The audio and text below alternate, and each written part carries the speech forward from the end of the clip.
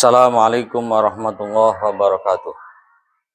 Bismillah walhamdulillah. Wassalatu wassalamu ala rasulillah Sayyidina Muhammad bin Abdillah wa ala alihi wa sahbihi wa mawalah la hawla wa la quwwata illa billah ma ba'd. Kepada kaum muslimin wa muslimat rahimakumullah, kesempatan ini saya pengen menanggapi apa yang disampaikan oleh Ki Haji Imaduddin dalam karyanya, yang Kiai Imaduddin tersebut meragukan. Bahkan kalau saya simpulkan, beliau menafikan nasab habaib yang ada di Indonesia. Di kesempatan ini saya pengen mempertegas pendapat dan sikap saya tentang karya atau karangan beliau ya. Secara pribadi, saya harus jujur mengatakan saya sangat menghargai karya siapapun. Riset seseorang sah-sah saja ditulis, dibukukan, dan dicetak.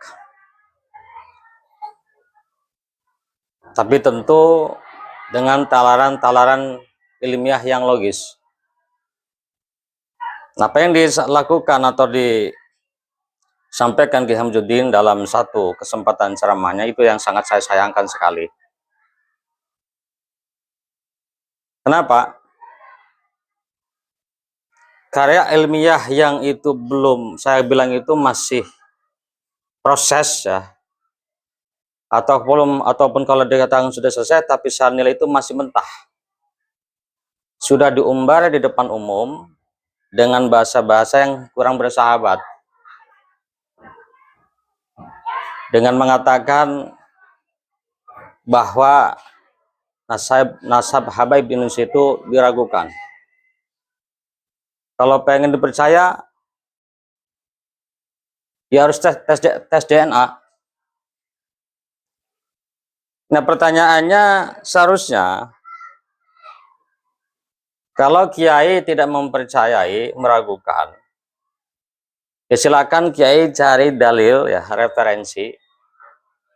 Dan memang sudah dilakukan oleh kiai. Tetapi mengenai tes DNA ini yang menurut saya itu lucu, kiai. Seharusnya kiai yang melakukan itu. Karena habaib Indonesia tidak mencari-cari nama, tidak ingin populer. Ya, dan saya melihat itu dan menilai ya, sangat keliru kalau habaib Indonesia itu pengen tenar, pengen dilihat, pengen diakui. Nah, jadi seharusnya karya ilmiah kiai itu disertakan tes DNA ya. Umpamanya ada Habib Fulan yang masyhur, silakan. Oh ternyata tidak sesuai, baru sampean mengatakan ini diragukan, menyimpulkan tidak apa diragukan itu. Nah ini kan lucunya, sampai yang meragukan malah nyuruh orang tes DNA. Nasab yang sudah mustabat lalu nafikan, seharusnya menafikan itu datang dengan dalil-dalil dan hujah-hujah yang bajinah, yang jelas. Itu loh. Bukan malah sebaliknya, yang musbat lalu dinafikan, yang musbat ini disuruh tes DNA. Ini lucu kiai, nggak lucu. Ya, itu ya yang pertama yang saya sampaikan. Terus juga ternyata setelah ditelaah, ditelisik, salah satu referensi kiai yang menjadi dalil yang membuat keraguan tentang nasab habaib di Indonesia adalah kitab Syajaratul Mubarakah.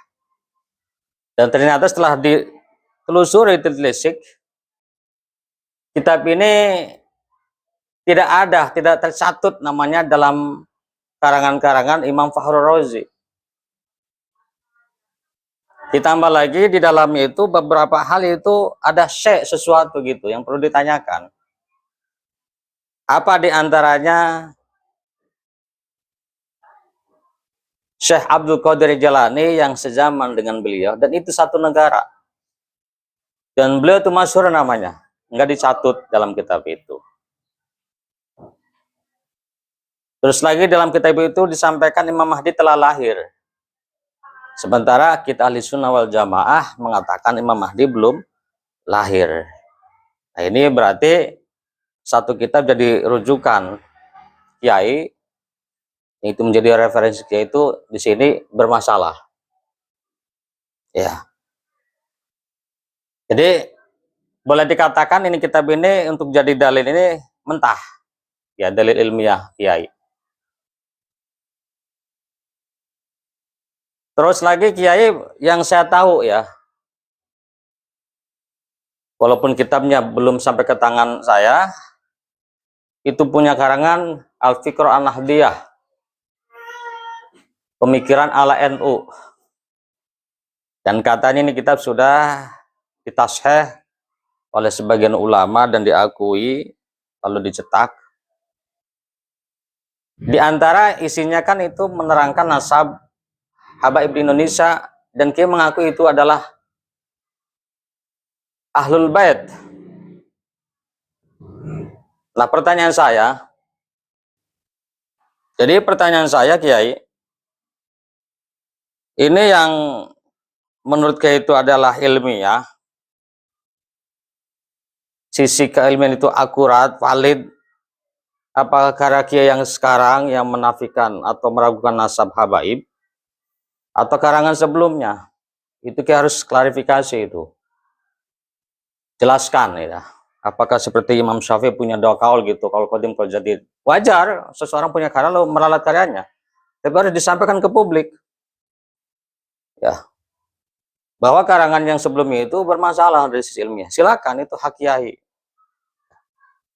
Dan tentu harus dijelaskan apakah semuanya itu karangan sebelum itu Al-Fiqh An-Nahdiyah itu diralat semuanya, itu hak kiai itu mah. Saya nggak mau intervensi dalam masalah itu. Nah, terus lagi kiai mengutip redaksi Innal istifadota urfa bituliz zaman, yang ini adalah dikutip dari kitab Bahrul Madzahib yang mengatakan adalah Ar-Rayani, yang beliau hidup di abad ke-6 ya. Abad ke-5 masuk ke-6, 502 Hijriah beliau meninggal. Yang tentu dengan redaksi ini beliau tidak mengedepankan surah dan istifadah atau menafikan itu. Justru redaksi ini yang saya pahami itu mendukung surah dan istifadah. Innal istifadata urifa bituliz zaman, sesungguhnya istifadah diketahui dengan lamanya waktu. Ya jelas ini. Ini beliau itu menyampaikan secara hal yang natural gitu, yang alami. Bahwa sesuatu itu akan terjadi istifadah butuh waktu gitu loh. Enggak ujuk-ujuk langsung informasi itu kemana-mana. Seperti nasabnya habaib yang ada di Tarim, Hadramawt, itu kan proses, awalnya ada penolakan gitu ya. Ya wajar, butuh pembuktian itu normal, biasa itu mah. Yang pada saat kan itu telah dibuktikan, akhirnya Al-Hadramawt itu apa? I'tarafu, mengakui. Walaupun ada konten, siapa tahu, saya nggak tahu namanya itu ya, mungkin mualad, saya ngefaham itu mualad mengatakan ada penolakan. Awalnya begitu. Ya, apalagi kan ada situ ada aliran Wahabi yang satu paham itu, sebagian tidak semuanya menolak itu. Adalahnya Dzurriyyah Rasulillah itu masih ittisal, masih nyambung. Nah, juga dikutip juga dalam kitabnya itu ada redaksi yang diambil daripada satu kitab Usul wa Qawaid fi Kasfi Mudda'i Syaraf wa Mazawirin Nasab. Ya, redaksinya dikatakan atharus syura wal istifadah liqabul awradi rijali amudin nasabi in kana fihi mal nabkar fi kutubin nasab awit tarajimi awit tarikh. Yang artinya pengaruh syura dan istifadah untuk menerima atau menolak rijal amudin nasab itu apabila di dalam itu tidak ada orang yang disebut dalam kitab-kitab nasab, terjemah ataupun tarikh. Nah, dalam nasab Ba'alawi itu kan ada tokoh dalam amudin nasab, tiang nasab itu yang tidak disebut itu Ubaidillah atau Abdullah. Berarti redaksi ini Kiai justru memperkuat surah istifadah itu dipakai dalam hal ini. Walaupun setelah saya lihat ternyata Kiai justru berbalik memakai redaksi ini untuk mematahkan hujjah isurah dan istifadah. Kalau saya paham sebaliknya. Dan setelah saya teliti juga ternyata Kiai itu salah menerjemahkan. Sebab Kiai menerjemahkan itu apa? Pengaruh surah dan istifadah untuk menerima atau menolak tokoh-tokoh nasab. Nah ini. Di sini ada yang dibuang terjemahannya. Sebenarnya tokoh-tokoh tiang nasab. Tentu ini satu kalimat ini sangat berpengaruh kalau tidak diterjemahkan. Ya, jadi tolong dalam kesempatan ini saya menghimbau kepada Kiai untuk menelisik dan mengoreksi kembali karyanya. Ya, jadi ini sangat pengaruh besar. Justru redaksi yang Kiai kutip untuk tidak menerima surah istifadah dalam hal ini karena ada kitab-kitab nasab, justru malah berbalik. Ini hujah yang memperkuat surah istifadah ini dipakai dalam hal ini. Kenapa? Karena dalam Rijal Amudin Nasab itu ada tokoh yang tidak disebut. Ya, yaitu tokoh Ubaidillah atau Abdullah. Ya. Nah, itu kritikan saya, Kiai, ya. Nah, jadi harus dibedakan antara tokoh-tokoh nasab dengan tokoh tiang nasab itu. Seperti balik kan nasabnya kita runtut dari ini ya, dari Alawi umpamanya. Ibnu Ubaidillah, Ibni Ahmad, Ibni Isa. Nah, ini namanya Abudin Nasab ini. Ubaidillah itu namanya Abudin Nasab. Beliau nggak disebut. Nah, kalau tokoh nasab seperti Sayyidina Ahmad Al-Muhajir Allah, itu tokoh nasabnya. Nah, jadi melihat yang tadi saya paparkan tadi, mohon maaf sebelumnya, karena kini saya bilang ini masih mentah. Ya, bisa juga Al-Fakir yang justru salah menilai, Kiai. Nah, makanya alangkah baiknya kalau Kiai ini duduk dengan ahlun nasab gitu. Dengan ahli kitab-kitab sejarah, kitab-kitab nasab, bukan diumbar di medsos ya. Dan ini terus bola ini bergulir liar kemana-mana. Ya kalau Kiai cinta ilmu tentu ini cepat diselesaikan. Nah terus lagi di antara argumen yang saya ikuti adalah Kiai mengutip kitab Ar-Raddul Jali karangan daripada Syekh Al-Murtadha Az-Zabidi, salah satu ulama termasuk di Yaman. Yang salah satu karangan adalah Ithafus Sadatul Muttaqin, saranya kitab Ihya Ulumuddin. Ya. Ini yang menolak kitab Ar-Raddul Jali yang ada ta'liknya. Yang ta'lik itu menjelaskan sejarah perjalanan Sayyidina Ahmad Isa al-Muhajir. Ya, pergi ke Masyrik ya. Dari Basra Irak ke Masyrik itu ke Yaman. Di sana itu mustaqor, beliau itu bertinggal. Menyebutkan punya anak namanya Ubaidillah. Yai itu menafikan ta'lik ini. Kenapa? Karena dalam kitab yang dicetak lebih dulu katanya nggak ada ta'lik itu. Kalau pendapat saya begini, Kiai. Banyak sekali satu karya, satu karang itu ditulis berulang-ulang. Ya. Dan sering terjadi karangan kedua atau ketiga setelahnya itu ada relatan, ada perbaikan dari sisi redaksi. Atau memang ibarat itu dihilangkan. Itu biasa. Contoh kitab kecilnya umpamanya Fathul Qarib, itu biasa. Ada bahasa fi aksari nusakhi atau fi ba'din nusakhil. Itu biasa begitu. Kenapa? Karena mu'allif, para musonif itu biasa menyalin karangan itu beberapa salinan.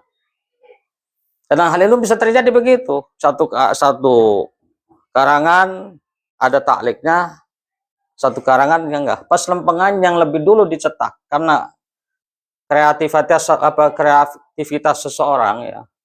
Karena kesemangatan dan lain sebagainya lebih dulu dicetak.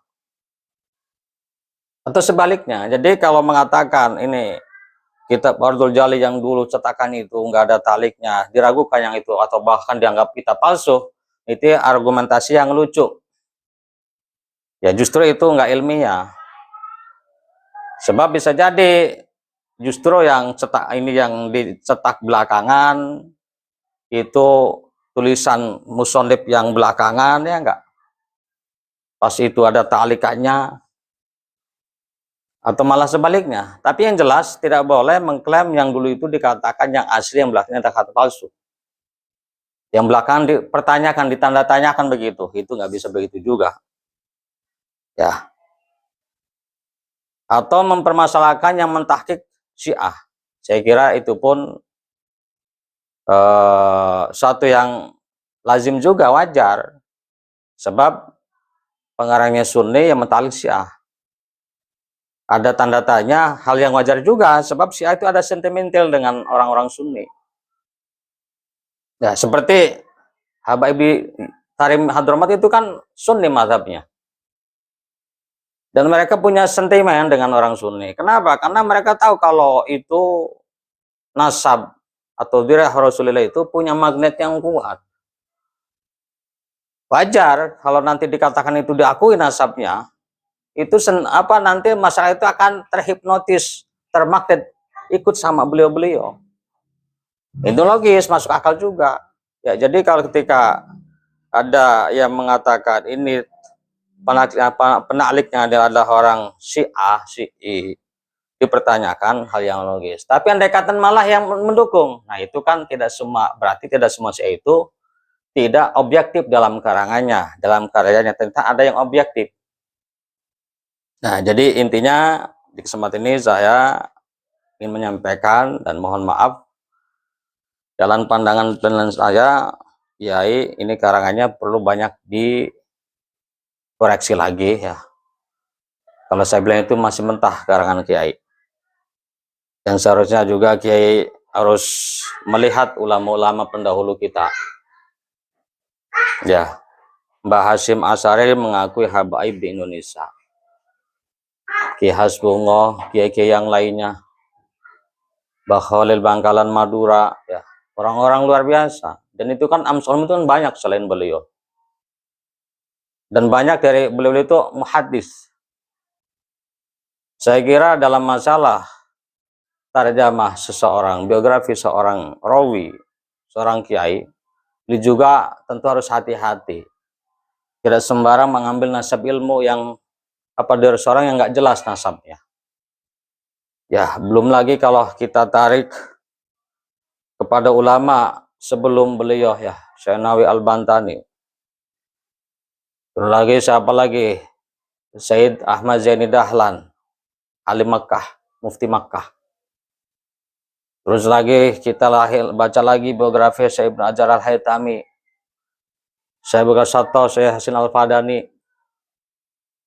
Tarik lagi kepada ulama sebelumnya, Syekh An-Nabhani, Imam An-Nabhani. Siapa sih yang nggak tahu beliau? Ya enggak? Beliau kan ahli nasab juga, ahli sejarah juga. Ya, muhaddis. Terus lagi, tarik lagi, siapa lagi? Imam Haddad. Oh, siapa yang nggak kenal Imam Haddad? Ya. Imam Zahawi, banyak imam-imam yang lain. Nah, itu tentu kalau saya mengajak kepada kita itu untuk merenunglah. Ya, jangan sekedar bertumbuh pada kitab-kitab nasab, lalu lupa seakan-akan ulama-ulama pendahulu kita itu tidak tahu dengan masalah kitab-kitab nasab. Ya, beliau orang-orang alim mutamakinun fi fununihim. Yang akhirnya kita lupa dengan etika. Yang ternyata ya karya beliau itu sebenarnya tidak bisa diragukan. Ya, ulama-ulama yang saya sebut tadi kan diakui keilmuannya. Jadi artinya apa? Artinya jangan dianggap beliau itu orang yang tidak tahu dengan kitab-kitab nasab atau ceroboh dalam masalah ini ya. Silakan berkarya dengan ilmu yang dipunya, tetapi jangan lupa dengan etika. Itu saja. Mudah-mudahan ada hikmah dan manfaatnya. Mohon maaf apabila ada tutur kata yang kurang berkenan. Wassalamualaikum warahmatullahi wabarakatuh.